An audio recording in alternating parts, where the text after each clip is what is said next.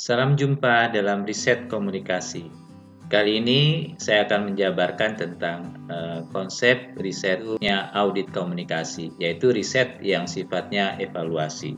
Jadi berbeda dengan riset-riset yang sebelumnya ada survei, ada analisis isi. Ini riset audit komunikasi termasuk kategori riset evaluasi.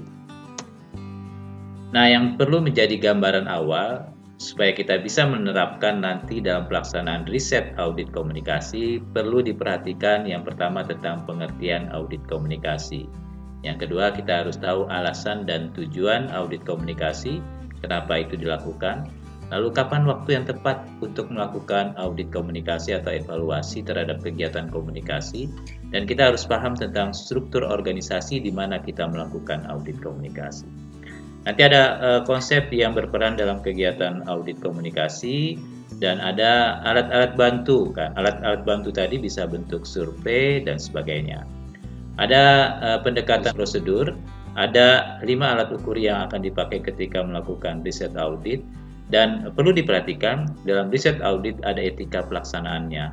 Dan rencana kerjanya pun harus diperhatikan, terutama dalam konteks petunjuk teknis pelaksanaan audit komunikasi. Apa itu audit komunikasi? Mengapa perlu diketahui tentang audit komunikasi? Yang perlu diperhatikan, riset audit di awal sudah saya katakan sebagai riset evaluasi.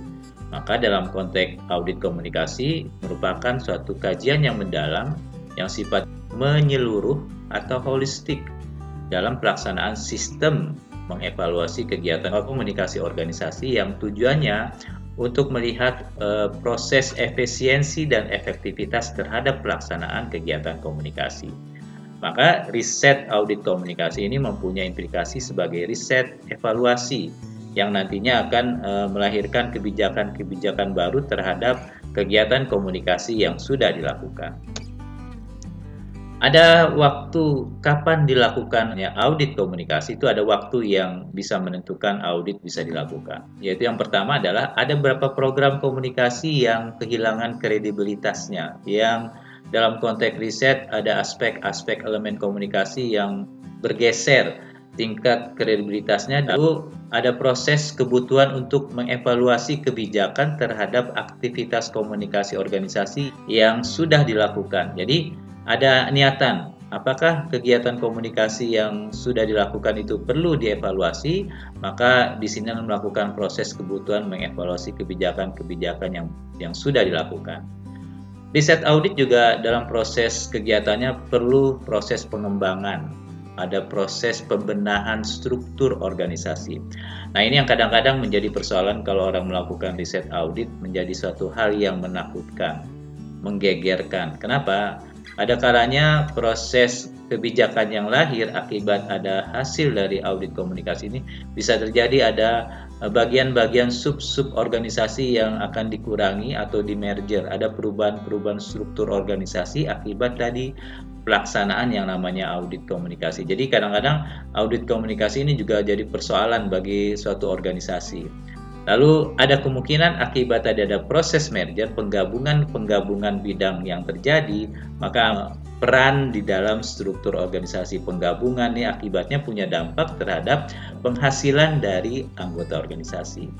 Nah, di situ selain ada proses pengurangan anggota organisasi, juga ada proses pemangkasan beberapa program-program kerja yang mungkin tidak ada manfaatnya, tidak berhasil. Nah, ini menyebabkan proses pemangkasan ini punya dampak juga, selain menghilangkan suatu bidang bagian juga akan menghilangkan job kerja dari anggota organisasi.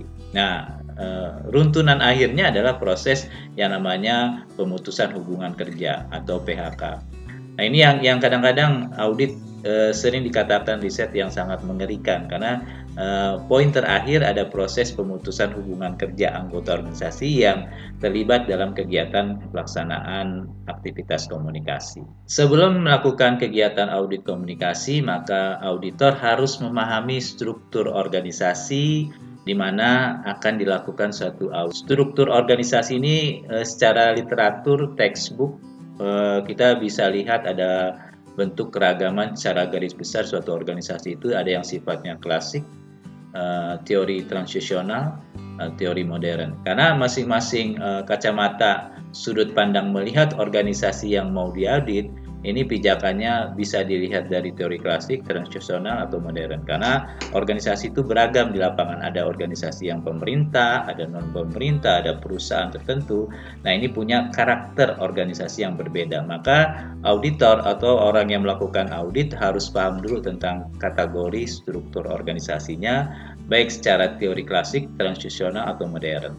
Di dalam konteks struktur organisasi, selain kita akan mendapatkan gambaran dari pijakan teori yang dipakai, juga akan tergambar aktivitas aliran informasi yang terjadi di organisasi yang kita mau teliti. Apakah nanti bicara tentang sifat aliran informasinya, yang sifatnya nanti top down atau bottom up, atau yang kita bisa lihat secara literatur istilah pola aliran informasi, ada yang pola roda atau pola lingkaran, atau arah aliran informasi.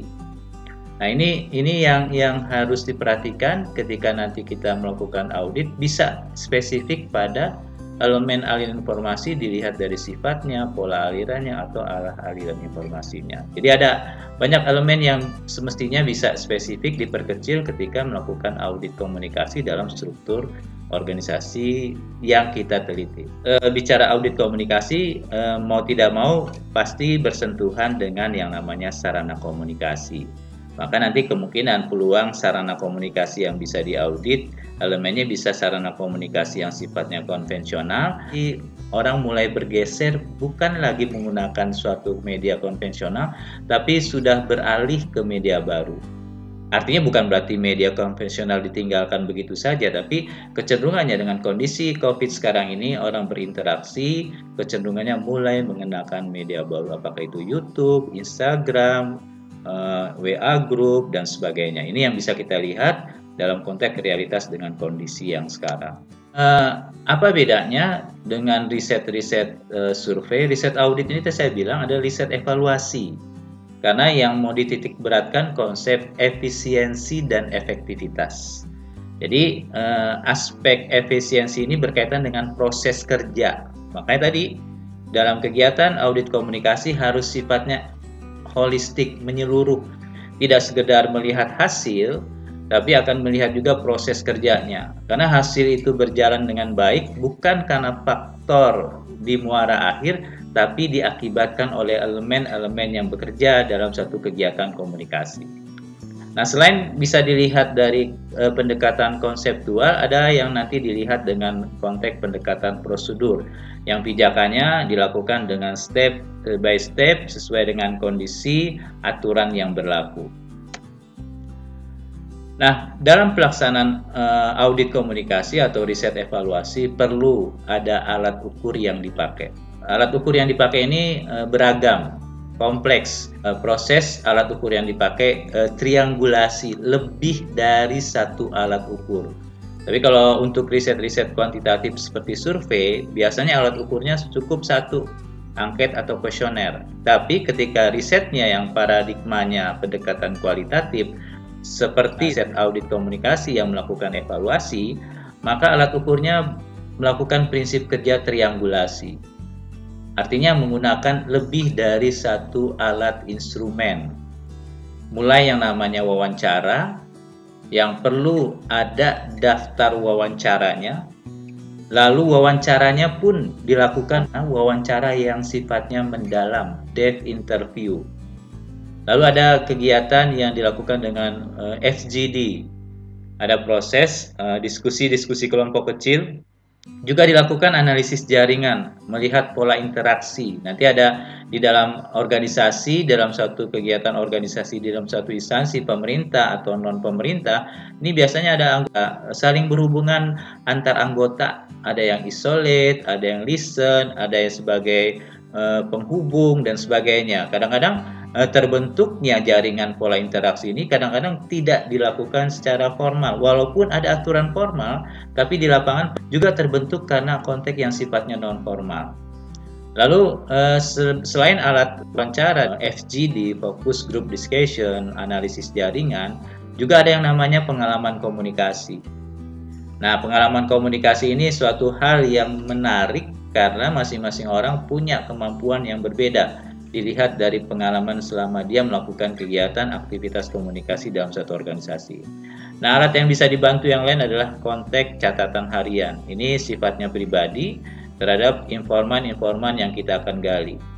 Lalu ada aspek observasi yang sifatnya partisipan. Karena tadi ingin melakukan proses evaluasi terhadap suatu kegiatan komunikasi yang muaranya tidak sebatas melihat hasil, tidak sebatas melihat kuantitas, tapi bicara tentang kualitas.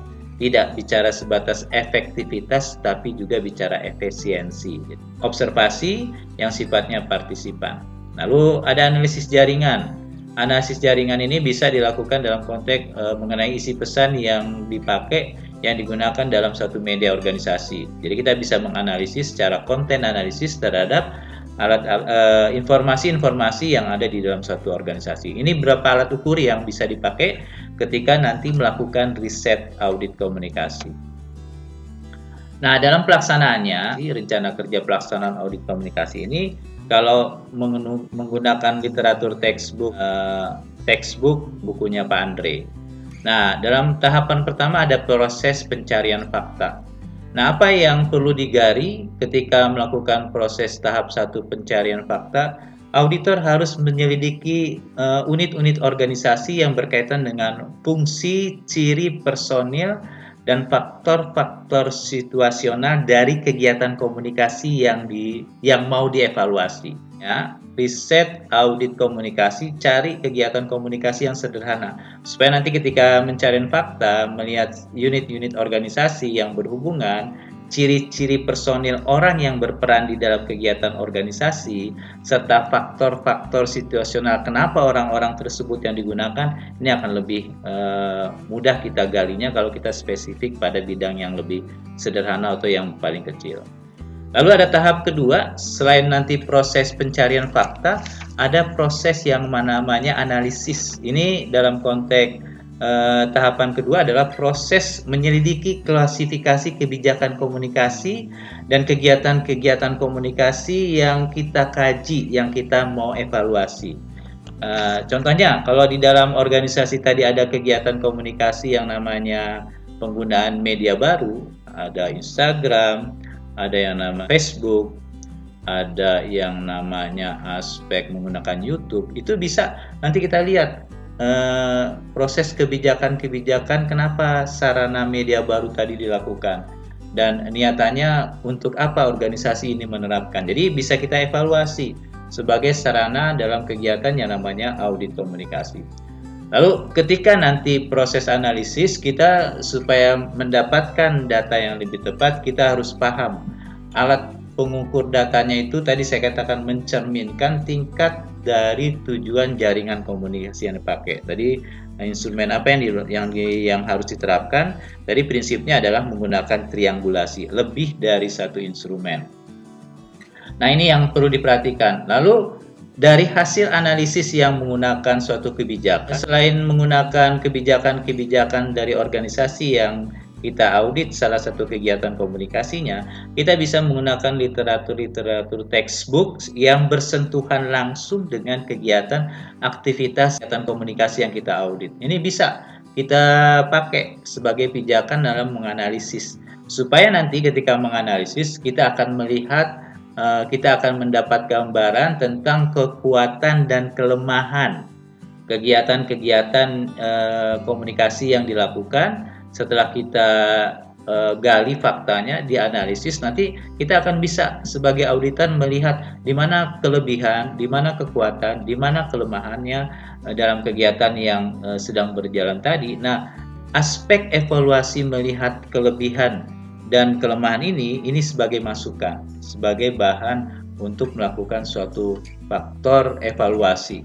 Jadi bisa jadi nanti prosesnya kita melihat kelemahannya mungkin karena situasi, karena strukturnya, karena aspek proses kerjanya. Kelebihannya bisa karena tentang cara kepemimpinan dalam proyek kegiatan komunikasi yang kita lakukan. Jadi ada harapan di dalam proses analisis ini kita melakukan evaluasi bisa mengandalkan kebijakan yang digunakan ketika melakukan proses kegiatan komunikasi yang dilakukan, karena kegiatan komunikasi yang ada di dalam suatu organisasi yang dijalankan itu pasti sebelum dilaksanakan dia punya kebijakan, punya aturan. Nah, sandaran untuk mengevaluasi bisa mengandalkan kebijakan tadi, tapi bukan berarti peneliti pemula atau mahasiswa bisa jadi ditambah alat untuk menganalisis itu menggunakan dasar-dasar teoritis yang bersentuhan dengan kegiatan komunikasi yang diaudit.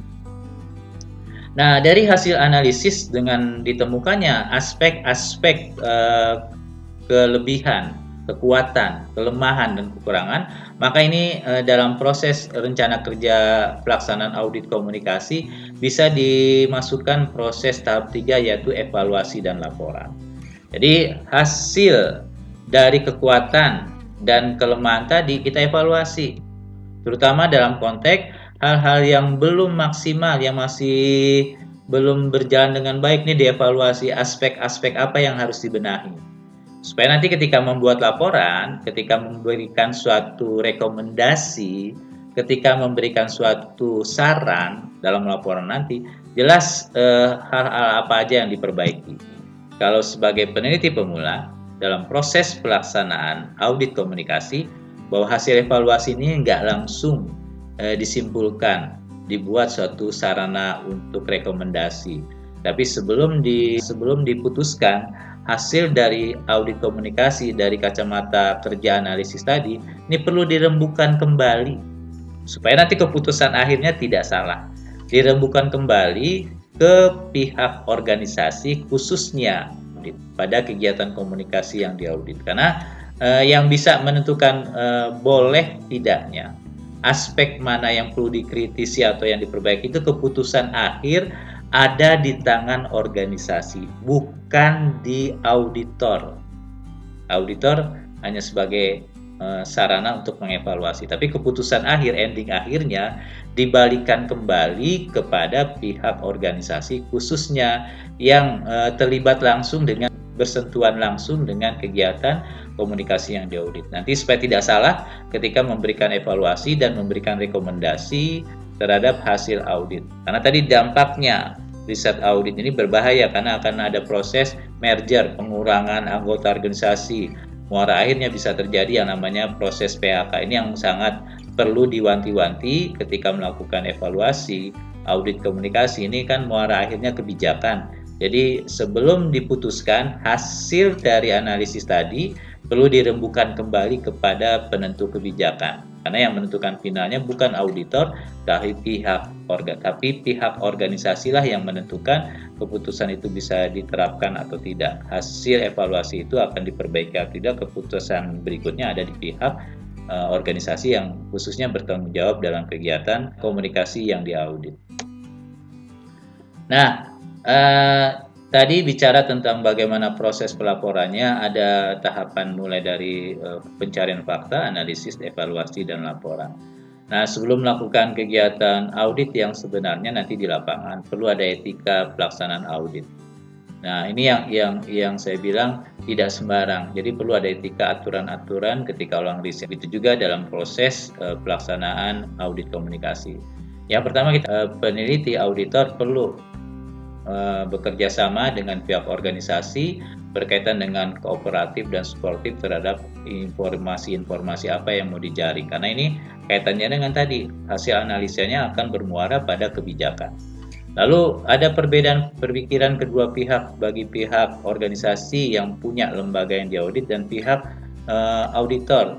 Kalau auditor ini bersifat independen, objektif, tapi kan menentukan hasil kebijakan tadi mau diterapkan atau tidak tergantung dari pihak organisasi yang bertanggung jawab. Lalu muncul ketidaksepakatan antara auditor dengan manajemen organisasi perusahaan. Ini boleh-boleh aja karena proses putusan akhir hasil riset itu ada di tangan pihak organisasi. Lalu kemampuan membuat argumentasi rasional, jauhi keterlibat emosi. Ini pasti dalam riset audit, makanya auditor harus objektif.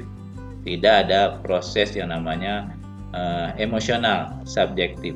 Jadi itu yang perlu diperhatikan. Yang terakhir, ada proses menjaga kerahasiaan. Karena auditor ini menggali informasi yang ada dalam organisasi, baik yang dijaring dengan alat instrumen triangulasi tadi, baik ke pihak organisasi yang sifatnya organisasi maupun individu. Ini informasi-informasi yang diberikan dari orang-orang yang dijaring sebagai bahan hasil penelitian ini oleh auditor dijaga kerahasiaannya. Jadi perlu namanya etika menjaga kerahasiaan. Dalam proses audit tadi, data digali dengan prinsip kerja triangulasi menggunakan banyak instrumen. Datanya nanti ada bisa data primer, bisa data sekunder. Nah, data primer tadi digali dengan teknik triangulasi, bisa menggunakan yang namanya wawancara mendalam, observasi partisipan, dan nanti diolah, lalu berikutnya dianalisis. Ada data-data yang dipakai juga sifatnya data sekunder, data yang sudah ada tinggal diberikan dari pihak organisasi, atau data-data dari lembaga-lembaga riset, BPS, dan sebagainya yang masih bersentuhan dengan organisasi itu bisa dipakai. Jadi ada dua kemungkinan data yang akan dikumpulkan, bisa data primer dan data sekunder. Nah, untuk mempermudah pihak organisasi ketika nanti mendapatkan informasi hasil auditnya, hasil evaluasinya, maka dalam penyajian data ada peluang bisa beragam. Yang paling sederhana kita bisa menggunakan mengenai alat-alat tampilan statistik, bisa menggunakan grafik batang, histogram, OGIF. Ini sarana yang secara sekilas, secara pandangan mata orang akan lebih mudah melihat dibanding dengan paparan secara deskripsi. Jadi usahakan penyajian data-data hasilnya bisa dilakukan dengan informasi-informasi yang sederhana mengenai penyajian hasil audit. Bisa pakai diagram V, histogram, diagram batang, yang pasti ini untuk mempermudah pihak organisasi yang menentukan kebijakan memperoleh informasi. Yang perlu diperhatikan tadi ketika kita melakukan audit komunikasi, sebagai auditor harus paham struktur organisasi yang mau diaudit. Jadi perlu diperhatikan terutama struktur organisasi yang bersentuhan dengan program komunikasi yang diaudit. Jadi usahakan struktur organisasinya yang sifatnya spesifik terhadap kegiatan komunikasi yang mau diaudit. Jadi kita harus paham dulu, karena dari struktur tadi kita akan temui peran-peran, status masing-masing personil ketika melakukan aplikasi terhadap kegiatan komunikasi dalam organisasi tadi. Nah, ini yang kita perlu tahu, karena struktur inilah sebagai panduan ketika organisasi itu bergerak. Dengan patokan ini nanti pihak auditor bisa melakukan proses peta cara berpikirnya. Jadi gunakan struktur organisasi terhadap kegiatan komunikasi yang akan diaudit. Nah, dari gambaran umum tadi, mungkin nanti ada proses diskusi lewat dialog online. Nanti dari awal penjelasan tentang kegiatan audit komunikasi yang merupakan riset kualitatif atau riset evaluasi yang melahirkan kebijakan, bisa diberikan tanggapan, pendapat, atau solusi-solusi lain sebagai pembaharuan, perbaikan terhadap materi-materi audit berikutnya. Terima kasih, itu yang bisa saya gambarkan secara garis besar tentang riset audit. Untuk detail atau rincinya kita bisa diskusikan melalui sarana media yang lain. Salam.